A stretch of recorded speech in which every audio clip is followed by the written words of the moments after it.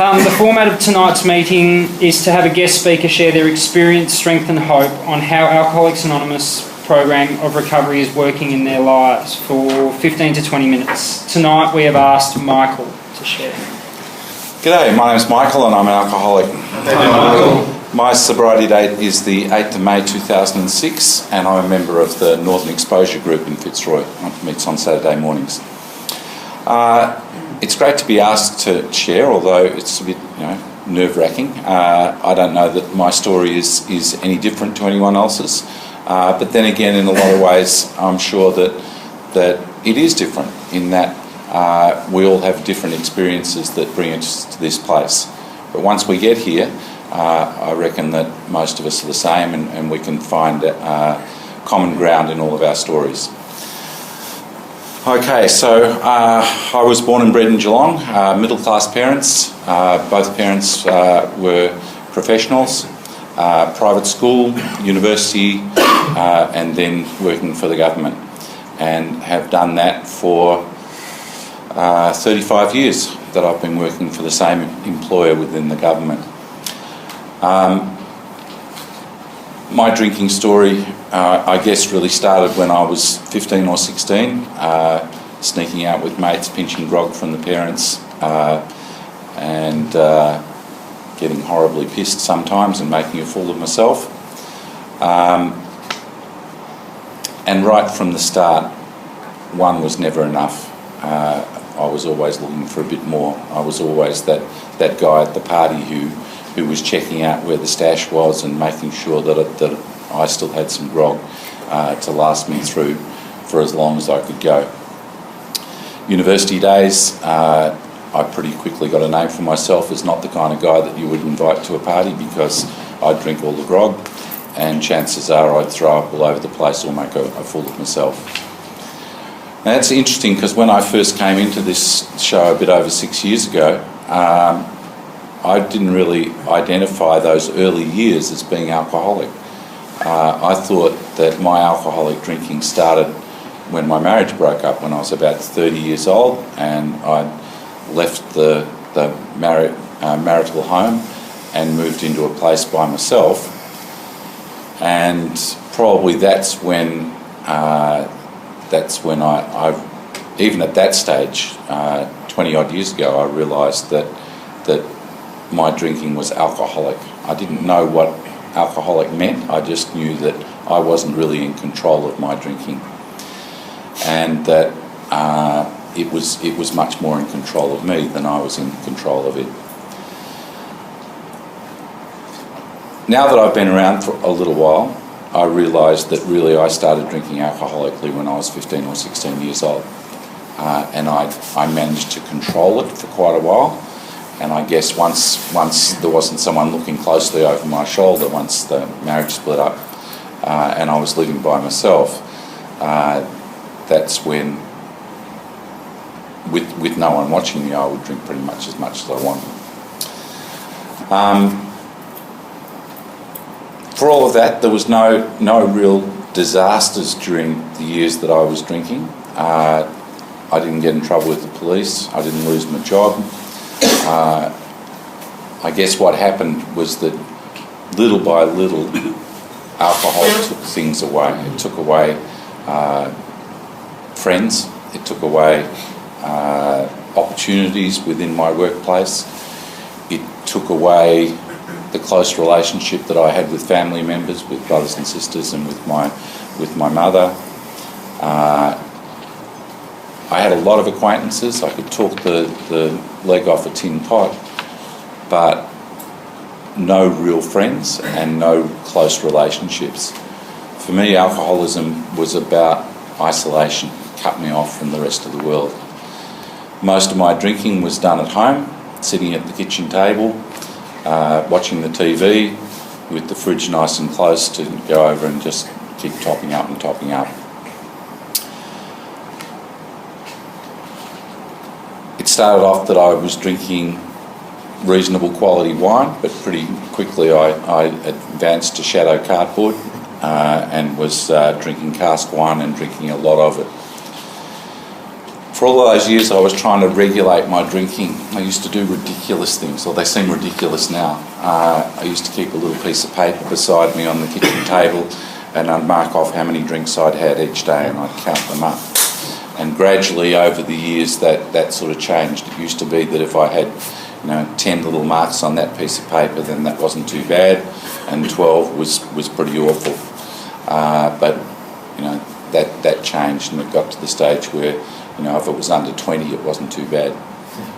And that was on a working day. I'd get home from work in the afternoon, and I'd settle in, and I'd drink till midnight, 1 o'clock in the morning. I was always terrified of going to bed too early, because if I wasn't pissed enough, I wouldn't sleep. I needed to get to that level where once I got into bed, I would sort of collapse. And I'd toss and turn all night. The sheets would be wringing wet when I woke up in the morning. I'd have a horrible hangover, and I'd be off to work. And towards the end, it was necessary to have a few drinks in the morning to get me to work. And so I'd turn up to work, thinking everything was hunky-dory, but I must have reeked of alcohol. People must have been able to smell it on me. And that's what led to my rock bottom, actually. I had constant diarrhea, itchy skin, bloodshot complexion, ruddy coloured face, and huge liver, sort of bulging out here. And when I had blood tests done, when I'd get myself off to the doctor every now and then, all of the things were off the scale. The liver function tests and the monocytes and all of the rest of it was just about cactus. So I guess I got to the stage where if I didn't get sober, the alcohol was going to kill me, and it wasn't going to take all that long. In terms of work, I found it more and more difficult to learn new things. Computers were always a bit of a mystery. I was quite happy doing what I was doing, but I didn't want to move myself forward at work, and I didn't want to. I was just happy to be where I was and manage to work at that level, but not try anything harder. But I think probably the most important thing was that the spirit went out of my life. It got to the stage where I didn't take pleasure in anything.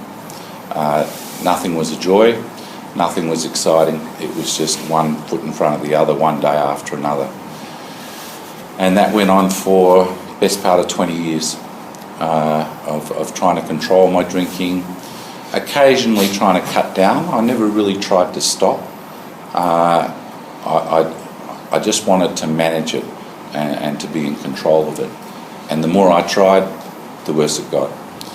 Weekends probably the worst. I'd get up on a Saturday morning and I'd think, you beauty, I've got lots of things to do today. I've got to mow the lawn, I've got to do some shopping, I've got a little list of chores that I can do, maybe a bit of work that needed to be done. And I'd tell myself, well, I won't drink today, or I won't drink until later on this afternoon. I'll get all these things done. And then within minutes, it would be sort of like, well, I might just have one, just a little sort of heart starter to get me going, maybe at 9 o'clock in the morning. That'd be the right thing to do. And of course, as soon as I had one, that was it, the allergy cut in, or the disease cut in, and that day was gone. And you get to sort of 4 or 5 in the afternoon, and I'd be feeling guilty as hell. Oh shit, I've wasted another day gone. Oh well, what the hell, it's too late to do anything now. I might as well, get really stuck into it. And then I'll get up fresh on Sunday morning and I'll get all those jobs done. I won't drink tomorrow. And within an hour of getting up on the Sunday morning, I'd be into it again, and there's another day gone. It was sort of like a Groundhog Day, day after day after day on weekends. And weekdays got to the stage where I needed 2 or 3 drinks in the morning to get me to work. And more often I was ringing into work and coming up with every excuse under the sun, gastro, migraine, whatever, for why I couldn't come into work or why I was coming into work late. Now I remember the rock bottom was in 2004, and I went in to work and was dealing with one of my clients, and this client said to me, "Geez, if you don't mind me making a personal comment, you must have had a really hard night last night because I can smell grog, on you." And for me, in the work that I do, that was shit. What am I doing? And it sort of led to the point where I knew I had to do something, but I didn't know what. I got on the internet and looked up depression and found that I had every symptom of depression. I could go down and tick them off one after the other. So I went to see my GP, and that day that I went to see the GP, the idea was that I was going to get some antidepressant medication because that would solve all my problems, and life would be different after I got some antidepressant medication. So she's going through and she's asking me lots of questions about this, that and the other, and I could see her mentally ticking off all the signs of depression as well. And then she said, and alcohol, how much do you drink? And for some reason I told her, I don't know why. Obviously I'd had dealings with this GP before, and she'd asked me how much I drink, and I'd lied through my teeth and sort of said, not much, a couple of drinks a day. And I told her how much I drank, and she just sort of closed the notepad in front of her and said, "Okay, well, we can talk about antidepressants, but not until we do something about the drinking." And she didn't really do too much more than that. She told me that it would be dangerous for me to stop drinking, just to cut off and stop, which I had no idea about. And she talked about rehabs and 28-day programs, and I thought, that's a bit serious, 28 days, that. So she left me to sort of ring around and find out, and I found Melbourne Clinic would do an 8-day detox, and they'd look after me and I'd come out sober. And so I booked myself in and went off to the Melbourne Clinic, and it wasn't actually as difficult as I thought it was. I was terrified. I didn't know what I was going to come across in there. And I told my family, and they were shocked. They didn't believe that I drank that much or that I had a problem. I know now that's because a lot of them have a problem. And they thought what I was doing was terribly drastic, but they were still willing to support me. While I was in the Melbourne Clinic, I went to the Thursday night Richmond meeting there, which was sort of mandatory that you had to go to that meeting.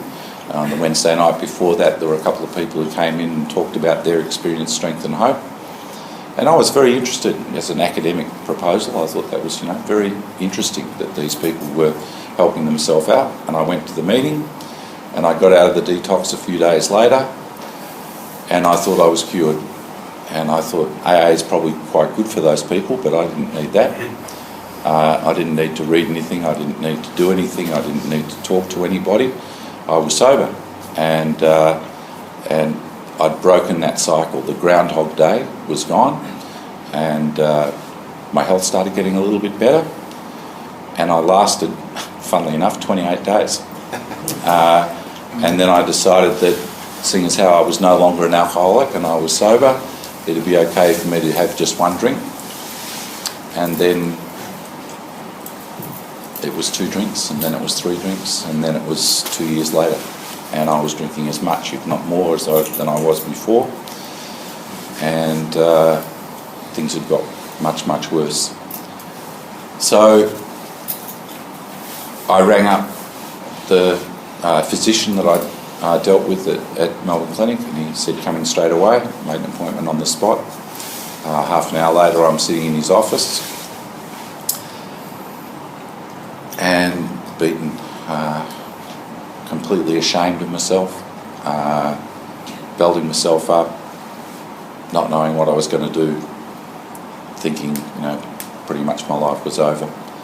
And this guy, to his credit, said, nothing to be ashamed about except that you waited 2 years to come back in. So I did the detox again, and this time my ears were a bit more open and I was listening a bit more carefully, and I went to that meeting, and then after I got out of the detox, I started going to meetings, and haven't looked back since. Haven't had a slip, haven't had a strong desire to drink, even in those first 6 months, which were crazy and difficult. But I did all the suggested things. I got myself to frequent meetings of AA. I got myself a sponsor. I also got myself a counsellor, someone who was recommended to me by one of the people at the Melbourne clinic, and I used to see her professionally every Monday afternoon for an hour or so, and she was fantastic. She knew the program, she knew what I was going through, and we did a lot of step work one way and another, and a lot of stuff came out about that. In those early days, I thought my problem was drinking, and what I realise now is that my problem is me. My problem is the way that my brain works. Right through my alcoholism, every day I'd be puffing up the facade that I would show to other people, and protecting that and making sure it was nice and shiny, and everything that the world saw was as it should be. And if anyone criticised that, I reacted very strongly. You know, if any criticism, any suggestion that there was any weakness there, no, I know all about everything. But behind that was the self-esteem, which was as low as it could possibly be. So that high ego, low self-esteem, that was me. And there was a lot of work to be done, and working through these 12 steps of this program is how I gradually got to know myself a bit better, and gradually over that 6 years the ego's coming down and the self-esteem is going up. So my life, instead of going from very high highs and very low lows, is now much more on an even keel. And that's what I call, for me, that's serenity. It's a life where I feel the right size. It's a life where I'm comfortable. And as I said, I do it through doing the suggested things: frequent meetings, sponsor, a home group, doing some service. I now have a couple of sponsors. I can't believe that I'm actually helping other people through this program. But it's what keeps me sober. It's what helps me to understand myself better. And when I talk to my sponsees, I say to them, you're giving me a lot more than I'm giving you. You're giving me sobriety. You're giving me a better understanding of myself, because by teaching this program or showing this program and working through it, I understand it better, and that improves my sobriety. So I didn't want to really come out tonight. It took me nearly an hour to get here, and it's a cold night, and I would have much rather just been sitting in front of the TV. But showing up, fronting up, doing this kind of service, when I'm saying yes when I was asked to be a guest speaker, is what helps my sobriety.